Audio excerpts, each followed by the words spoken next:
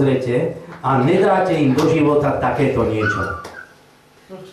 Ale ja som presvedčený, že u vás to nerobíte, to len u nás na Slovensku. U vás ste úplne iní a ste opatrní a triedite tieto veci, ale to len u nás naši to ľudia robia. Ale vy určite nie. Prepáčte mi to, ja som to mal kázať na Slovensku. Pošlite ma domov.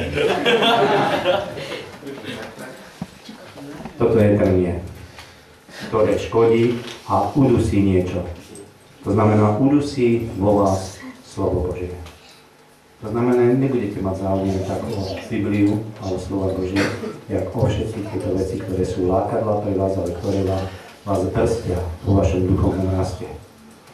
Či sa takto má chystať nevesta Kristova? S týmto sa má chystať nevesta? Chcel by si zobrať takú nevestu, ktorá by každý jeden deň v týždni robila tieto veci, ktoré som zapomenul.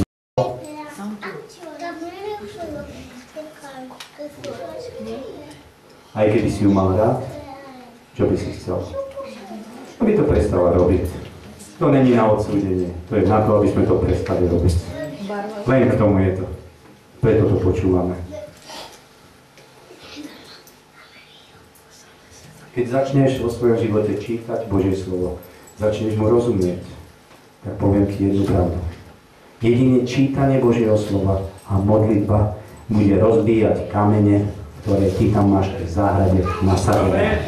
A začne to strhávať tie pichliače, ktoré sú tam a vykoreníte to až od spodu a nebude to vo vašej záhrade. Vyrastie vám krásny strom. Vyrastie tak, a že prinesie ovocie. A prinesie ovocie iné. Prinesie ovocie vo vašom živote takéto. Lásku, radosť, pokoj, zhovievavosť, dobrotu, dobrotivosť, vernosť, krotkosť a zdržanlivosť.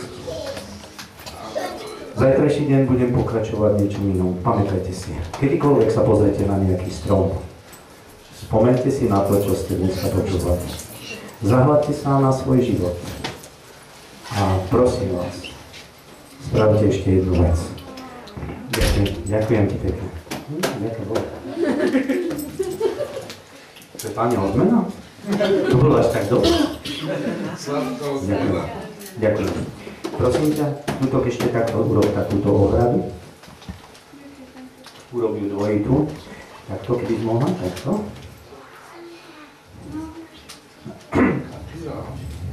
Taký namotútok.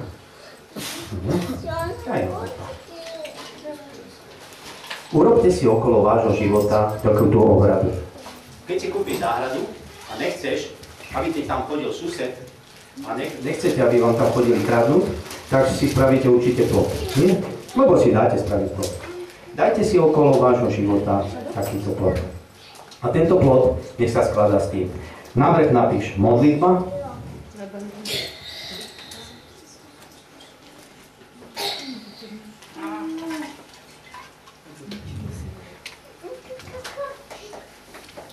Modlitba, tu napíš chvála.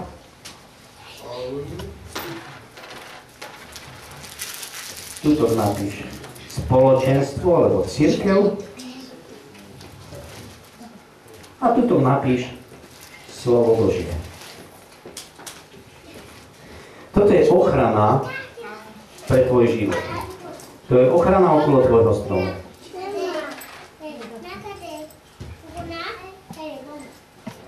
Modlíš sa často? Chváliš Pána Boha? No niekedy si môžeš húsť vo svojom srdci, to ľudia nemusia počuť. Nemáš niekedy také dve? Nie? Jakým spôsobom ho chváliš? Modlitbe? Si mu vďačný? V poriadku? Čítaš slovo? Každý deň? Výborne. Chodíš do cirkvi? Stále? Výborne. Robíte to isté? Okay. Necháte si voľnú záhradu, aby všetci išli oberať vaše ovocie? Robíš to? Robíš to? Čo? Modlíš sa každý deň? Chváliš Boha? Čítaš Božie slovo každý deň? Chodíš do cirkvi? Dobre to robíš? Jak sa ti darí v tvojom živote? Je tak rozhádzaný, jak bol kedysi predtým? Jak sa vám darí vo vašom živote? Zmeníme to. Dobre, som tu na to, aby sa veci zmenili. Preto som prišiel, poviem vám pravdu, naozaj Boh mi dal všetkých vás na srdce. Veľmi vás vám dá, tak chcem, aby sa to všetko zmenilo. Aby váš život zostal naozaj radostný, aby ste sa znovu napojili na Ducha Božieho, aby Duch Svätý začal pracovať. Čo povieš, Mercedes? Je to krásne auto, ale je to aj pekná mladá srdca.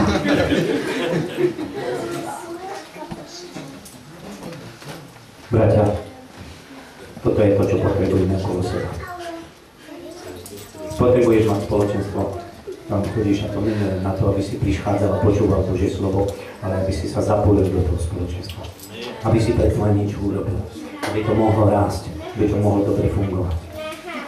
A musíš chváliť Boha. Musíš čítať slovo Božie, lebo to sú ochrany. Je to dôležité. Ja keď mi je ťažko a je mi najťažšie,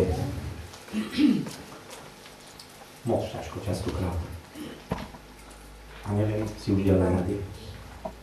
Tak prídem a hovorím. To není moje vyznanie lásky k tebe. Spievam. O, mám ťa rád, Pane, mám ťa rád a túžim s tebou, len s tebou žiť. Môj Boh a Pán, v srdci túžbu mám, v srdci svojom túžbu mám. Halleluja. Niekedy neviem cez niektoré veci prejsť. Sú veľmi ťažké na mňa. Ale musím vám povedať, že keď začnem chváliť Boha, všetko dáva preč.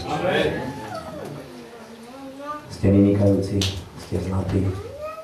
Ďakujem vám, že ste dneska so mnou vydržali a že ste tu nezaspali.